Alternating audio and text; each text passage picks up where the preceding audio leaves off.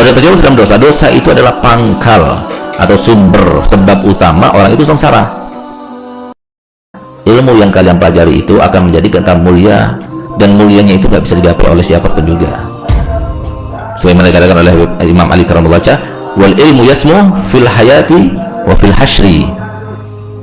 Bil ilmi tasmu fil hayati wa fil hasyri. Dengan ilmu itu kamu itu akan mulia dan tinggi kedudukanmu itu setinggi-tingginya, baik di dalam kehidupan dunia ini maupun di dalam kehidupan mahsyar nanti. Itu. Kalau kamu punya kecerdasan, belajar ilmu. Itu adalah jalan yang paling cepat untuk mendapatkan kedudukan yang tinggi. Itu maksudnya. Kalau kamu nggak punya akal, nggak punya kecerdasan, maka jangan sampai kamu itu tidak menerapkan ibadah.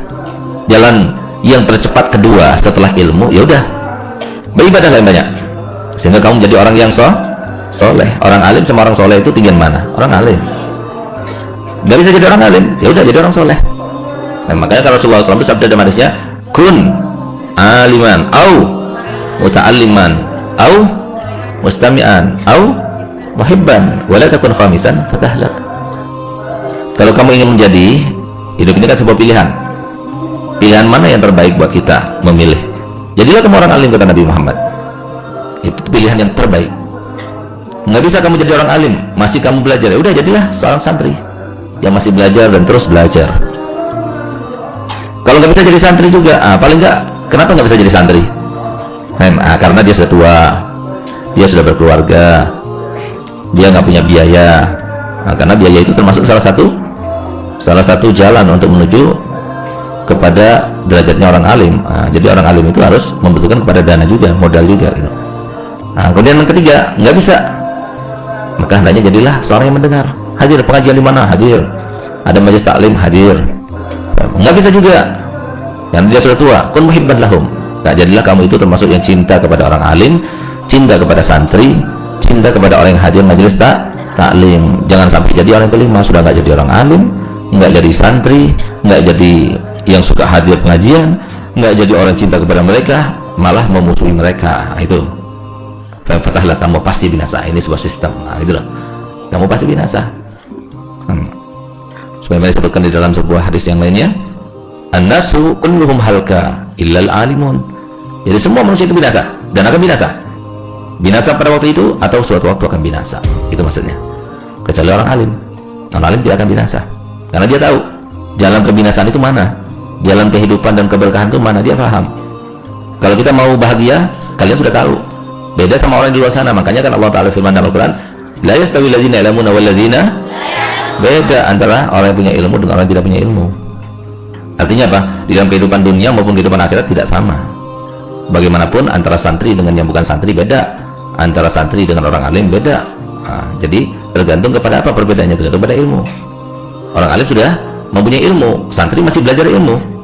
Beda antara orang yang masih belajar ilmu sama orang yang nggak belajar sama sekali, beda. Itu artinya. An-nasu kulluhum halka illal alimun. Jadi semua orang itu binasa. Kenapa binasa? Suatu waktu itu dia itu akan terjerumus ke dalam dosa.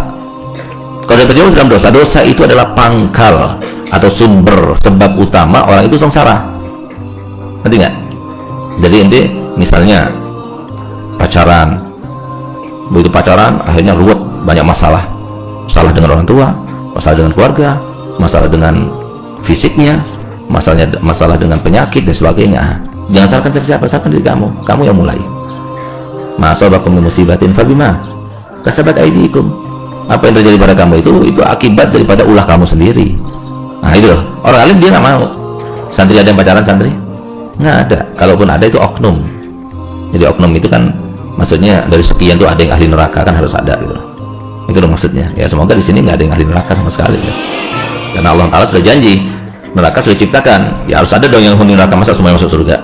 Nah itu oknum itu namanya. Ada yang mau jadi oknum? Kalau kita beli rambutan itu kan pasti ada 1-2 itu yang busuk.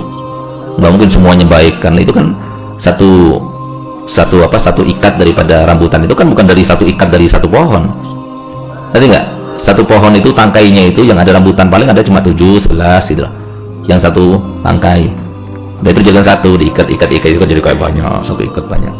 Dari ikatan-ikatan itu kan pasti ada satu yang nggak baik, 2, 3 yang nggak baik. Tapi kan kebanyakan semuanya baik. Nah, gitu. Itu namanya oknum. Dan jadi kalau ada orang alim tapi seperti layaknya orang alim, itu oknum namanya. Kalau ada santri tapi tidak seperti layaknya para santri, namanya oknum. Ada polisi nggak seperti polisi pada umumnya, oknum itu namanya. Jadi jangan salahkan keseluruhan atau umumnya dengan oknum ini.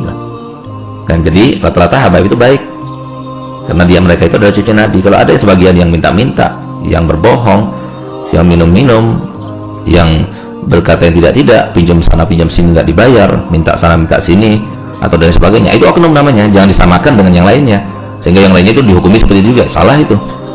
Karena pada kehidupan itu pasti ada yang diberhasilkan oleh setan, itu ada. Kalau enggak merupakan cobaan dong dunia ini gitu.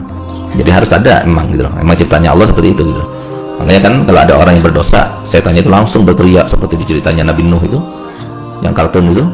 Memang, jadi mereka itu kan pertama kali dicoba oleh setan itu dengan cara mereka itu didekatkan dengan orang tua mereka yang sudah meninggal. Caranya gimana? Dibuat gambar, dibuat patung. Ketika mau mereka buat gambar, berpatung, akhirnya disembah. Iblisnya berteriak, berhasil. Itu. Jadi setiap kamu itu berdosa, setannya bertepuk tangan, berhasil. Gitu. Jadi kalau dia berbuat dosa, akhirnya apes hidupnya. Apesnya sebesar apa? Sebesar dosa kamu.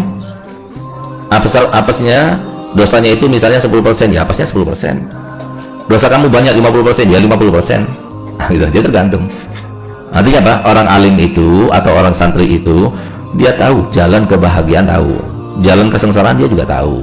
Tinggal mau cari yang mana, mau menempuh yang mana. Kalau kita mau menempuh, mau cari kebahagiaan, bisa nggak?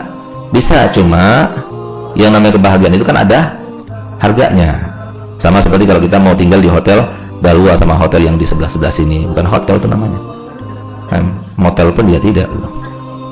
Jadi hotel itu adalah langsung ada kamarnya, ada kamar mandinya, semuanya ada, itu hotel. Dan hotel itu bertingkat-tingkat, ada tingkat yang bintang 1, bintang 2, bintang 4, dan sampai bintang 7 gitu. Ini nggak, kalau bintang 9 itu NU gitu. Kalau hotel itu sampai bintang 7 aja. Ngerti nggak? Jadi kalian mau masuk ke Dalwa yang mana? Standar, deluxe, atau yang superior, atau yang Dalwa Suite. Dalwa Suite paling mahal, satu malamnya 2 juta. Tapi bagus, view-nya bagus, panjangnya bagus, situ habaib besar masuk ke sana. Tuh. Kalau mau cari dapat lebih bahagia mana orang yang tinggal di hotel itu? Yang tinggal di hotel yang paling bahagia adalah yang paling enak fasilitasnya, ya kan? Karena paling enak semuanya. Jadi ranjangnya ada 2. Kemudian serba ada, bathtubnya itu ada ada air yang mijet tubuh kita. Bathtubnya beda sama yang standar nggak ada bathtubnya, pancoran. Itu tadi nggak, ya tergantung seberapa banyak, seberapa berani kita itu mau berkorban. Dan jalannya sudah jelas. Kamu pengen bahagia, ya udah ikuti Nabi Muhammad, pasti bahagia. Itu artinya laisawil ladzina ya'lamun walladzina la ya'lamun. Itu maksudnya Nabi SAW bersabda, an-nasu kullum halka illal alimun. Orang alim pun juga akan binasa. Illal amilun, kecuali yang mengamalkan ilmunya. Cuma alim saja tapi tidak mengamalkan, percuma. Jadi harus dia itu mengamalkan dengan ilmunya gitu. Terus dia alim tapi dia sudah mengamalkan tapi tidak ikhlas, ya percuma, nggak ada faedahnya. Wal amiluna kulluhum halka illal mukhlisuna, kecuali yang ikhlas. Kemudian yang ikhlas pun juga dalam keadaan binasa. Kenapa? Kalau mereka tidak benar-benar tanggap, kalau mereka tidak benar-benar menjaga diri. Sehingga Nabi SAW sabda, wal mukhlisuna kulluhum halka wal mukhlisuna ala khatarin azim. Jadi orang yang ikhlas itu berada di dalam bahaya yang sangat agung, sangat besar. Artinya kalau kita nggak jaga diri, kita bisa terjerumus juga. Itulah kehidupan, selalu dalam kekhawatiran. Kalau kita tidak pintar-pintar menjaga, tidak pintar-pintar memilih, tidak pintar-pintar menempuh, maka kita akan terjerumus ke dalam dosa, yang berarti kita terjerumus ke dalam sengsaraan, yang berarti ketidakenakan, ketidakamanan, ketidaksejahteraan dan sebagainya.